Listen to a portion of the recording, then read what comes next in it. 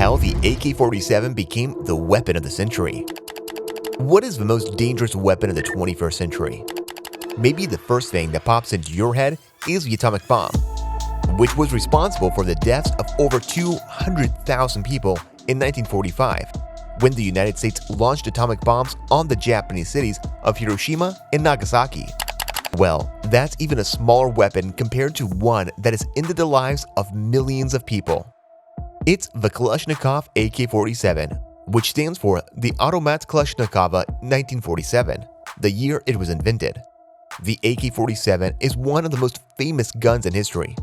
Armies, rebels, and terrorists have used it.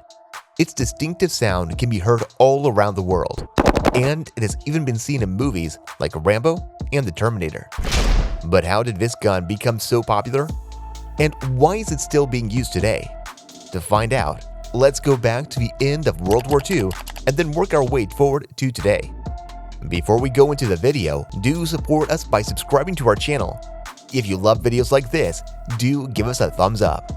So, after being severely wounded in 1941's Battle of Bryansk, where his army was totally defeated, Kalashnikov began designing weaponry. This battle is generally considered the motivation for the AK-47, since Kalashnikov later declared he was determined to drive the Germans from Russia. Kalashnikov spent the rest of the war working on automatic guns after recovering from his wounds. The world-changing weapon wasn't completed until after the war. The AK-47 for Automatny Kalashnikova, model 1947, was the climax of an evolutionary process and the crowning achievement of Kalashnikov's remarkable career. In 1949, the Red Army and major Warsaw Pact armies selected the AK-47 as their main infantry rifle. This weapon features a selector lever that lets the shooter choose between automatic and semi-automatic shooting, single-shot firing, gas-powered weapon chamber 7.62mm rounds. The AK-47's simplicity makes it cheap to produce, reliable to use, and robust in the field. As movies such as Lord of War noted, it is so simple a child could use it. AK-47 wasn't just a Soviet favorite. Revolutionaries from Cuba to Angola to Vietnam clamored for the weapon. Because these movements were supported by the Soviet Union, procuring AK-47s or Kalashnikovs en masse was easy. And today, you can see it as a symbol of defense in the national flags of countries like Mozambique and Hezbollah. How come the AK-47 was such a game changer? The battlefield prototype for the Kalashnikov design was a German-made Sturmgewehr 44. German experience taught them that the submachine guns were generally too bulky for accurate firing at ranges under 1,000 yards, making them unreliable in close combat.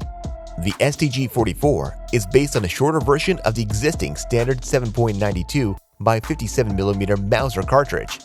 That firearm, which was mass-produced and used extensively during World War II, is often considered the first real assault rifle. More and more communist weapons were produced due to their ease of production, and they began to slip through the cracks of official control as their numbers rose. In the planned economies of the socialist bloc throughout the 1960s, governments distributed and stockpiled millions of AK-47s for no good reason from manufacturers that were cranking them out non-stop. During the 1970s and 1980s, when security was lax and corruption was evident in the states that held them, the guns were accessible to fighters for any or no cause. After the dissolution of the Warsaw Pact and the fall of the Soviet Union, many of the successor governments to those countries lost control of their supplies, creating a virtually unlimited source of supply. Many AK-47s made their way to Mexican drug gangs via smuggling, theft from poorly guarded or neglected weapon stores, and proxy troops. When you look at the original AK-47 by Kalashnikov, you can see clearly influences from the STG-44. It has low production cost, it's compact and lightweight, requires little to no training to use, and has minimal recoil. It is also renowned for its durability in adverse climates, from steamy jungles to sandstorms in the Middle East. Maintenance is also minimal. Its massive gas piston and generous clearances make it exceptionally resilient to jamming. Kalashnikov frequently bragged that the weapon was superior to the M16 used by the United States Army. In a 2007 interview, He said that American forces had abandoned their M16s in order to take AK-47s and bullets off the bodies of dead Vietnamese soldiers. Later, jihadis and terrorist groups, unaffiliated with national liberation movements, easily acquired the assault rifles. For sure, semi-automatic kalashnikovs were used in the mass shootings in Stockton, California, Dallas, Texas, and by the hostage-takers who attacked the Olympic Village in Munich in 1972. No surprise, as 100 million are still in circulation. However, the 1947 Kalashnikov is rare. Because of their ability and long service life, typically between 20 and 40 years, AKs can be used for a variety of purposes and moved with relative ease. The Afghan government was armed by AK-47s and other Warsaw Pact weapons by the Kremlin before the outbreak of the Soviet-Afghan War.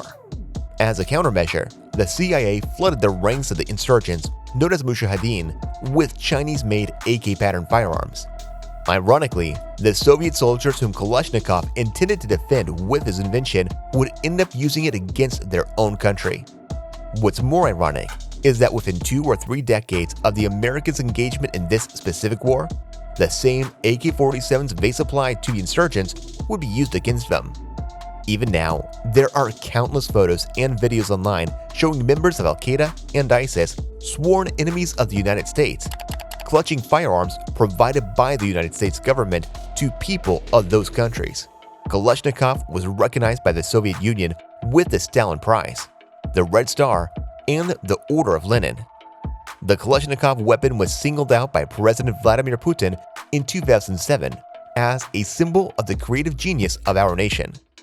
In 2013, at age 94, Kalashnikov passed away as a revered national hero. Throughout his life, Kalashnikov resisted attempts to blame him for the many deaths and injuries his invention caused. He argued that his original intent was defensive rather than offensive.